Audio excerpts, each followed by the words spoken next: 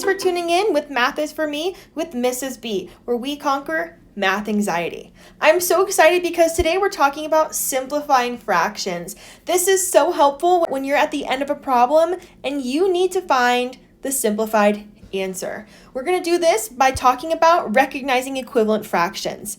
Let's get started. Let's go ahead and get started with the visual regarding recognizing equivalent fractions. So, today actually is September 2nd as I'm recording this video, and I'm starting to think about pie because Thanksgiving season is upon us. Yes, I know I need to get through Halloween first. I get it, but Thanksgiving is probably my favorite holiday, so I'm thinking about pie. Speaking of pie, comment below, what's your favorite kind of pie? I really love apple pie as long as it's warm with vanilla ice cream on the side. Okay, so what I want to do is I want to think about this pie, and I am going to cut it in half. Now, I'm going to color in a half just for our visual. I'm sorry it's not perfect, but it'll do. So this fraction, if I was to write this with numbers, would be 1/2. Wouldn't you agree? Okay, so what's really cool is if I was going to cut it this way. Now, how many sections do I have total? I have 4 sections total. Okay, how many are shaded? 2. So this means that 1/2 is the same thing as 2/4. It would be the same amount that was going to be colored in as if I wanted to make 2/4. And if you do not believe me, I can show you. I have a fraction and we cut it into 4s, and if I'm going to shade in 2 of those 4ths, 1, 2, looks the exact same as that one there. Okay, what if I was going to cut it a little bit more? So I'm now slicing it this way and this way. All we have to do is count how many sections we have total. So I see 1, 2, 3, 4, 5, 6, 7, 8 sections total, so I can write my fraction 8. And now let's see how many of them are shaded. Well, look right over here. 1, 2, 3, 4 sections. So this means it's 4/8. So if I was to draw the same kind of pie, and I was to shade in 4 of my 8ths, it is the same thing as over here. So this means that 1/2, 2/4, and 4/8 are all equivalent fractions. So we could do this with many other fractions as well, but this is just a good visual as to why there are equivalent fractions. Well, because 4/8 simplifies to 2/4, which simplifies to 1/2, which also means that 4/8 could also just simplify to 1/2. You're probably thinking, okay, Mrs. B, not all of the fractions are going to be as simple as this. And you know what? You are correct. But that's okay. We can still do this. Let's get to it. So you're in math class. Your teacher says, hey, I have 8/12, so we need to simplify it. What do we do?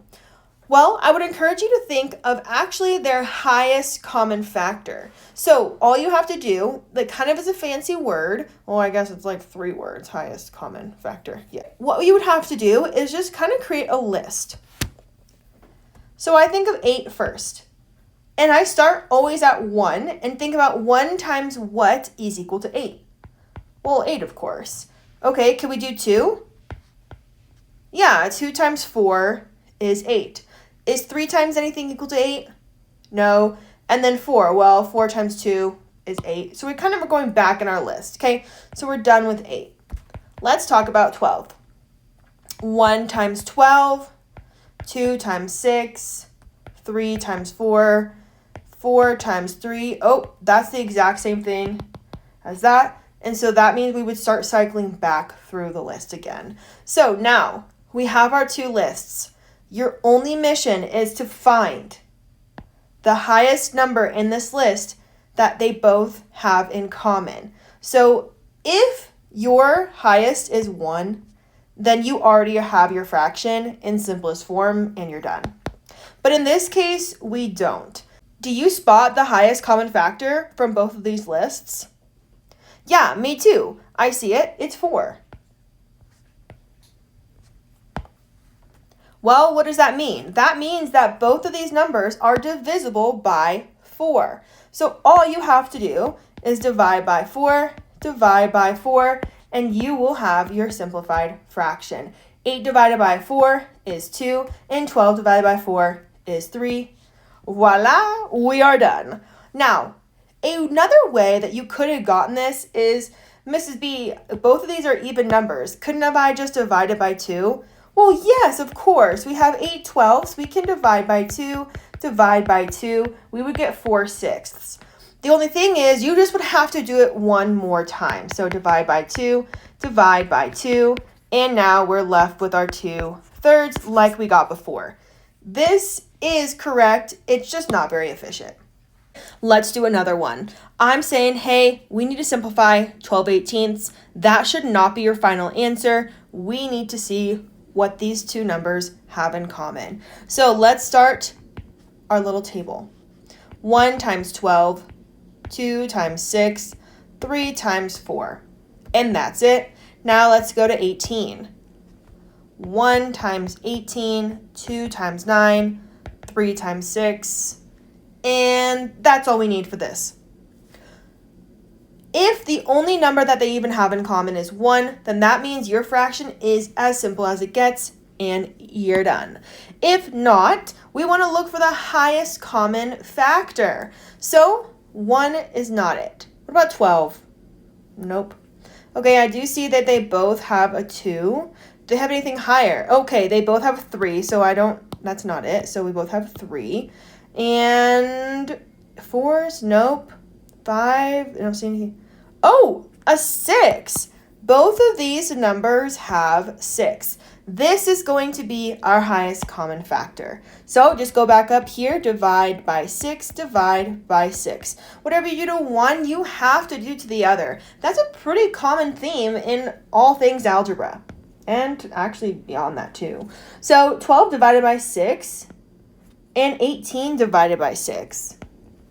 This means that we have created an equivalent fraction. 12/18 is equal to 2/3. So you might be wondering why I showed you this visual before. And honestly, it was just so you got a visual on what equivalent fractions look like. If I drew a pie with 18 sections, it would look something like this, and hopefully yours is a little bit better and evenly distributed, but that's fine. This is just going to help us for a second. Now, I want to see what 12 of these 18ths look like. So I'm going to color in 12 of these pie slices. And there you have it, 12/18. Well, if I was to make a pie similar in size and put it into 3 sections, and I was to color in 2 out of those 3 sections, it would look like this. Besides me just being an imperfect human and not being able to draw this the exact same way to proportion, you can see that this is pretty similar. And if I was perfect, you would see that these are the exact same pies represented here. So this is another way of seeing the visual behind equivalent fractions. It's just not very efficient with time to do this every single time, which is why looking for the highest common factor is your best bet.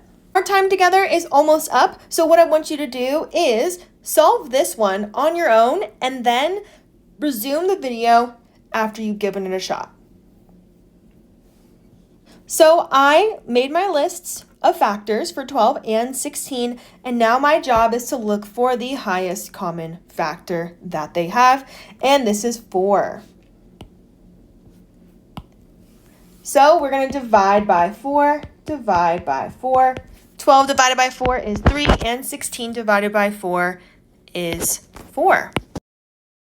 So 12/16 is equal to 3/4. These are equivalent fractions, and we have simplified the fractions. To summarize these steps, you make a list of the factors of your numerator and then your factors of your denominator. You find the highest common factor, divide your numerator and denominator by the same number, and then you will have your simplified fraction. Hey, thanks for tuning in with me today. Comment below, what is your favorite kind of pie? Are you looking for any other videos about adding or subtracting fractions? Go ahead and look at my channel. If there's things you do want to see that are not there, comment that below and I'll be happy to make videos for that too. Thanks again.